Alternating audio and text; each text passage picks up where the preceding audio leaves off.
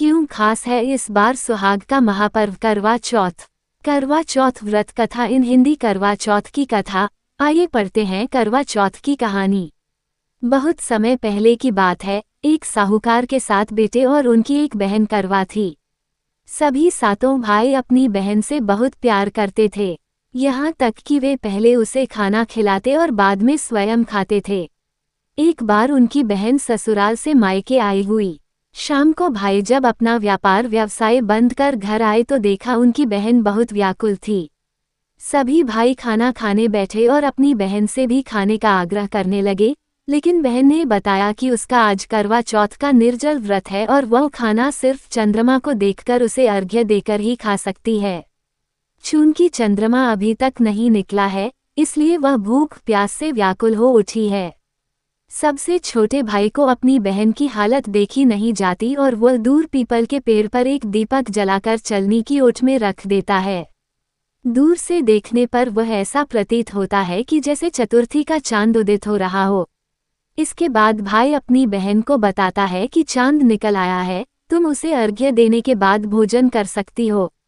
बहन खुशी के मारे सीढ़ियों पर चढ़कर चांद को देखती है, उसे अर्घ्य देकर खाना खाने बैठ जाती है।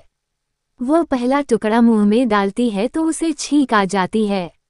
दूसरा टुकड़ा डालती है तो उसमें बाल निकल आता है और जैसे ही तीसरा टुकड़ा मुंह में डालने की कोशिश करती है तो उसके पति की मृत्यु का समाचार उसे मिलता है। वह बौखला जाती है। उसकी भाभी उसे सच्चाई से अवगत कराती है कि उसके साथ ऐसा क्यों हुआ। करवा चौथ का व्रत गलत तरीके से टूटने के कारण देवता उससे नाराज हो गए हैं और उन्होंने ऐसा किया है। सच्चाई जानने के बाद करवा निश्चय करती है कि वह अपने पति का अंतिम संस्कार नहीं होने देगी और अपने सतीत्व से उन्हें पुनर्जीवन दिलाकर रहेगी। वह पूरे 1 साल तक अपने पति के शव के पास बैठी रहती है, उसकी देखभाल करती है। उसके ऊपर उगने वाली सुईनुमा घास को वह एकत्रित करती जाती है। 1 साल बाद फिर करवा चौथ का दिन आता है। उसकी सभी भाभियां करवा चौथ का व्रत रखती हैं। जब भाभियां उससे आशीर्वाद लेने आती हैं तो वह प्रत्येक भाभी से यम सुई ले लो, पिया सुई दे दो, मुझे भी अपनी जैसी सुहागिन बना दो, ऐसा आग्रह करती है। लेकिन हर बार भाभी उसे अगली भाभी से आग्रह करने का कह चली जाती है। इस प्रकार जब 6ठे नंबर की भाभी आती है तो करवा उससे भी यही बात दोहराती है। ये भाभी उसे बताती है कि चूंकि सबसे छोटे भाई की वजह से उसका व्रत टूटा था, अतः उसकी पत्नी में ही शक्ति है कि वह तुम्हारे पति को दोबारा जीवित कर सकती है, इसलिए जब वह आए तो तुम उसे पकड़ लेना और जब तक वह तुम्हारे पति को जिंदा न कर दे, उसे नहीं छोड़ना। ऐसा कहकर वह चली जाती है। सबसे अंत में छोटी भाभी आती है।